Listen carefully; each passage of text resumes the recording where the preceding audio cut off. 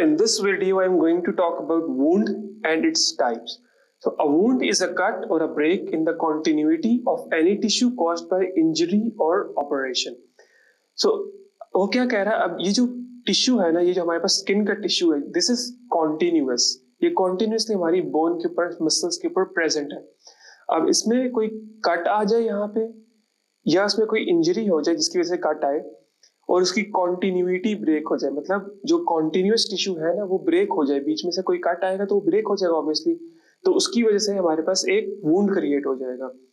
तो उसको हम इन पैथोलॉजिकल टर्म्स कहते हैं वुंड. उसकी मल्टीपल डिफरेंट टाइप्स भी हो सकती है, वो भी हम यहाँ पे स्टडी करते हैं. So it is caused by injury. Injury is accidental और ऑपरेशन इज मतलब आप इंटेंशनली ऑपरेट कर रहे हो किसी बंदे पे, इंसाइज करे वुंड उसका बना रहे हैं. सो वुंड की जो टाइप्स है ना वो डिफरेंट कैटेगरीज में डिवाइड की गई है. सो अकॉर्डिंग टू नेचर हमारे पास there can be different types of wounds. For example सबसे पहले हमारे पास है एब्रेजन. एब्रेजन रेफर्स टू कि फ्रिक्शन हुई है. फॉर एग्जांपल फ्रिक्शन से ना आपके हाथ पे कोई वुंड क्रिएट हो गया है और उसकी नेचर ऐसी है कि वो रगड़ खा गया है, तो उसको हम कहते हैं एब्रेजन. कॉन्ट्यूजन या ब्रूज हम कहते हैं कि जैसे नील नहीं पड़ जाता और ब्लू सी स्किन हो जाती है, उसको हम कहते हैं कॉन्ट्यूजन और ब्रूज. इंसिजन हम कहते हैं कि जब हम सर्जरी करते हैं किसी भी ऑर्गन की तो उसके ऊपर हम जो कट लगाते हैं उसको हम कहते हैं इंसिजन. लेसरेशन, कोई भी नोकीली चीज अगर अंदर तक पंचर कर दे तो उसको हम कहते हैं अंदर तक डीप एक जो पंचरिंग होगी उसको हम कहेंगे लेसरेशन. उसके साथ साथ एक और पंक्चर होता है हमारे पास, वो थोड़ा सा सुपरफिशियल सा होता है, बहुत ज्यादा डीप नहीं होता. ओपन वुंड हम कहते हैं जैसे कोई मैसिव एक्सीडेंट नहीं हो गया, मैसिव एक्सीडेंट होगा बंदे का तो वुंड जो है ना वो ओपन होगा, ऑब्वियसली वो स्किन क्लोज नहीं होगी, उसकी बोन नजर आ रही होगी, तो उसको हम कहेंगे ये हमारे पास एक ओपन वुंड है. उसके बाद हमारे पास है लेसरेशन. लेसरेशन इज लाइक कि फॉर एग्जांपल यहाँ पे कट हुआ और कट के साथ साथ यहाँ पे स्किन भी रिमूव हुई और उसके नीचे से पस वगैरह या कुछ भी ऊज आउट मटेरियल, ब्लड ऊज आउट करने लग गया, तो उसको हम कहते हैं लेसरेशन. मतलब यहाँ पे ऊजिंग होगी. कॉन्ट्यूजन में हमारे पास देयर इज ब्रूजिंग और ओपन वुंड में हमारे पास वुंड ओपन होगा. पेनिट्रेटिंग फॉर एग्जांपल नाइफ थी या कोई स्टैब वुंड था, वो ना बिल्कुल डीप पेनिट्रेट कर गया बोन तक, तो उसको हम कहेंगे एक पेनिट्रेटिंग चीज है, ये पेनिट्रेटिंग वुंड है. पंक्चर एक सुपरफिशियल चीज है. सेप्टिक, किसी भी वुंड को हम सेप्टिक तब कहते हैं जब उसमें हमारे पास बैक्टीरियल इन्फेक्शन हो जाए या उसमें कोई किसी भी तरह का इन्फेक्शन हो जाए. वुंड ऑब्वियसली खुला है, अगर वो उसको ट्रीट नहीं किया तो उसमें बैक्टीरिया वगैरह जा सकते हैं, तो उसमें अगर इन्फेक्शन बन जाएगा तो उसको हम कहेंगे ये सेप्टिक वुंड है. नाउ अकॉर्डिंग टू कंटेमिनेशन, के वहां पे कंटेमिनेशन है या नहीं, तो हमारे पास ना 4 डिग्रीज है यहाँ पे कि अनकंटेमिनेटेड मतलब clean wound, non traumatic wound. जैसे कि ये जो पेपर है, अगर ये करते हैंडल करते हुए मुझे कट लग जाए तो बहुत हल्का सा माइन्यूट सा कट होता है, उसको मैं कहूंगा clean non traumatic wound. Secondly मेरे पास होगा क्लीन कंटेमिनेटेड के वुंड बना लेकिन उसमें कंटेमिनेशन भी है, तो उसकी एक डिग्री है, मतलब क्लीन से कम वो ज्यादा डर्टी है, थोड़ा सा ज्यादा डर्टी है. It's not completely dirty. ये ग्रेड्स आप देख सकते हो कि क्लीन से लेके डर्टी तक पूरी एक ग्रेडिंग हुई हुई है. So clean contaminated and completely dirty. Clean contaminated के क्लीन से थोड़ा डर्टी है लेकिन कंटामिनेटेड से कम डर्टी है. कंटामिनेटेड मतलब बैक्टीरिया वगैरह उसमें चीजें वगैरह है, हमारे पास माइक्रो ऑर्गेनिजम्स हैं जो कंटामिनेट कर सकते हैं, उसको इन्फेक्ट भी कर सकते हैं इंडीड. फिर कंटामिनेटेड वुंड जिसमें हमारे पास माइक्रोब्स कंप्लीटली प्रेजेंट है, हमें पता है ये प्रेजेंट है. फिर हमारे पास लास्टली हमारे पास एक डर्टी वुंड होता है. डर्टी वुंड में हमारे पास कंटामिनेशन भी होती है, साथ साथ हमारे पास डस्ट मॉलिक्यूल्स भी होते हैं.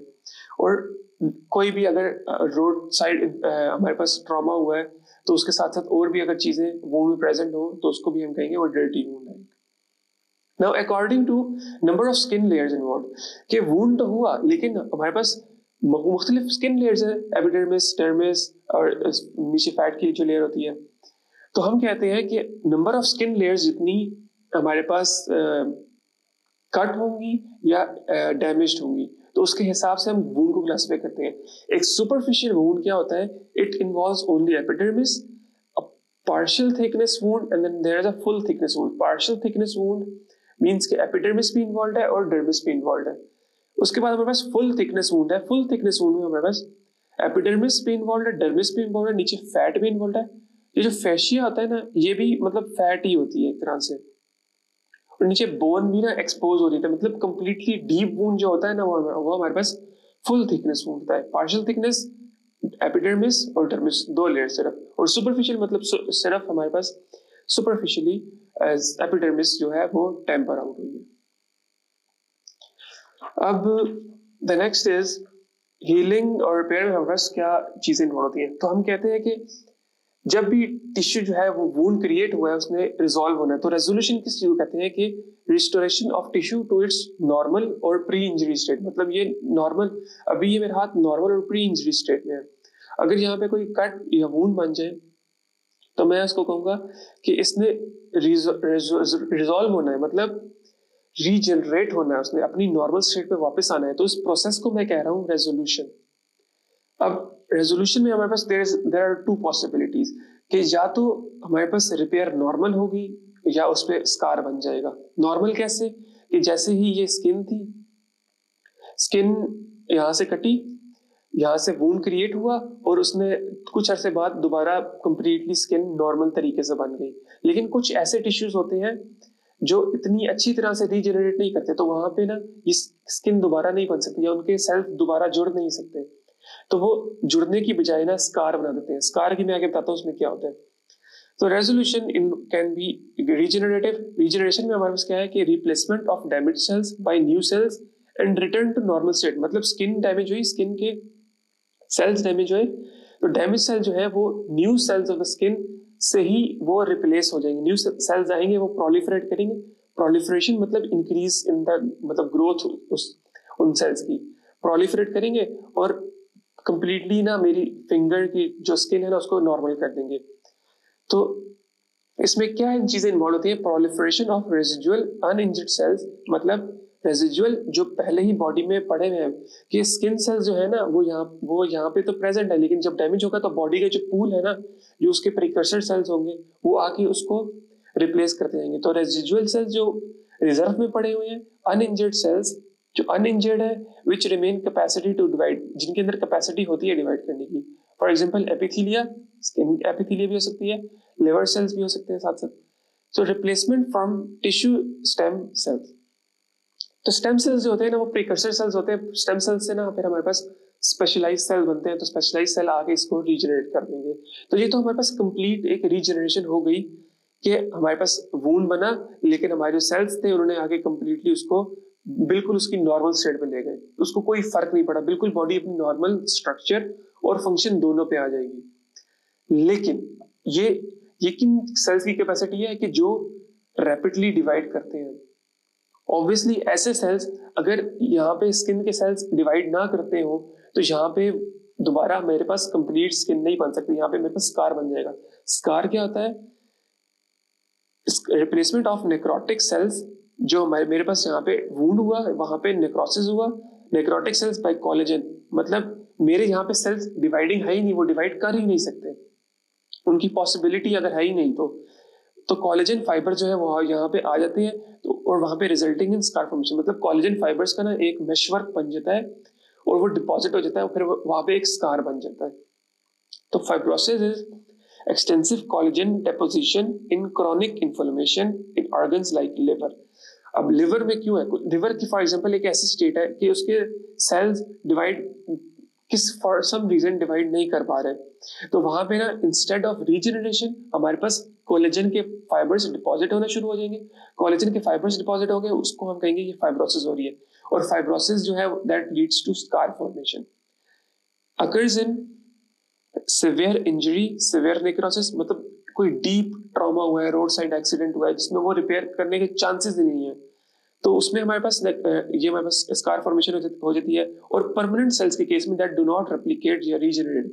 मैंने यही बात की थी कि अगर मेरे स्किन के सेल्स की कैपेसिटी है, नॉर्मली इनकी कैपेसिटी है कि ये रीजनरेट कर जाए, तो नॉर्मली ये रीजनरेशन देते हैं। लेकिन अगर इनकी कैपेसिटी ये ना हो, फॉर सम रीजन बंदे की बहुत ओल्ड एज हो गई है, स्किन सेल्स भी रीजनरेट नहीं कर पा रहे और यहाँ पे कोई वुंड बन गया है, तो जब उनकी कैपेसिटी नहीं होगी रीजनरेट करने की, या ऐसे cells for example liver cells जिनकी कैपेसिटी नहीं होगी रीजनरेट करने की, for example also the neuron cells जिनकी कैपेसिटी नहीं है रीजनरेट करने की, तो ब्रेन में कोई अगर वूंड होगा तो वो वहां पे फाइब्रोसिस हो जाएगी। सो परमानेंट सेल्स जो है वो फाइब्रोसिस देंगे क्योंकि वो रीजनरेट कर ही नहीं सकते। सो द नेक्स्ट इज कि हम अच्छा इसमें एक बात ये कि हमारे पास स्ट्रक्चर के साथ साथ उसका फंक्शन भी अफेक्ट हो सकता है। तो पॉसिबिलिटी है कि पहले से कम कैपेसिटी हो जाए लिवर की अपने मेटाबॉलिज्म की। So cell types that proliferate during repair, कि कौन कौन से सेल टाइप्स हैं जो रिपेयर में इन्वॉल्व हो सकते हैं। रेमिनेंट्स ऑफ इंजर्ड सेल्स, अब जहाँ पे वूंड बना तो जहाँ पे इंजर्ड सेल्स तो है ही, वहां पे उनके जो रेमिनेंट्स मतलब उनके रिमेनिंग पार्ट्स जो है इंजर्ड सेल्स के, इंजर्ड टिश्यू पे जो इंजर्ड सेल्स है वो वहां पे प्रेजेंट तो है ही, ठीक है। Endothelial cells for new vessels and nutrients, अब वहां पे आएंगे एंडोथेलियल सेल्स, प्रोलिफरेट करेंगे। तो एंडोथेलियल सेल्स क्यों आएंगे वहां पे, ताकि ब्लड वेसल्स बने, क्योंकि ब्लड वेसल्स का स्ट्रक्चर ऐसा होता है कि एंडोथीलियम होती है उनके अंदर, साथ फिर हमारे पास स्मूथ मसल्स की एक लेयर होती है। तो एंडोथीलियल सेल्स जो है ना वो आएंगे, प्रोलिफरेट करेंगे और वो वहां पे आके नई ब्लड वेसल्स बनाएंगे, मेरे वूंड के पास नई ब्लड वेसल्स बनाएंगे, ताकि एक तो ब्लड सप्लाई रिस्टोर हो, मेरा टिश्यू डेड ना हो, दूसरी बात ये कि वहां पे न्यूट्रिएंट्स भी आए। So third is the fibroblast, कि अगर रीजनरेट हो जाती है तो प्रोलिफरेटिव सेल्स जो आके वो स्टेम सेल्स से डिफरेंशिएट करके हमारे पास प्रॉपर मेच्योर सेल्स बनेंगे, वो आके रिप्लेस कर देंगे, रीजनरेट हो जाएगा टिश्यू। लेकिन अगर वो नहीं हो सकता तो उसके अलावा मैंने क्या पॉसिबिलिटी बताई, यहाँ पे स्कार बन जाएगा। तो fibroblast will come for scar to fill defects that can not be corrected by regeneration, मतलब endothelial cells for vessels and supply, fibroblast के अगर वो रीजनरेट नहीं होगा, अगर वो रीजनरेट हो गया तो हमारे पास नॉर्मल प्रोलिफरेटिव स्टेम सेल्स से डिफरेंशिएट करके मैच्योर सेल्स आएंगे, अगर नहीं हो सकता तो फाइब्रोब्लास्ट आके डिपॉजिट कर देंगे और स्कार टिश्यू बन जाएंगे। So proliferation is driven by growth factor, सारी प्रोलिफरेशन हो रही है ना, ये जो टिश्यू आ रहा है जा रहा है सब कुछ हो रहा है, ये सारे के सारे हमारी बॉडी में ग्रोथ फैक्टर्स होते हैं जो इनको इंड्यूस करते हैं। So that is it about wound and its types and cells that are involved in proliferation during the repair.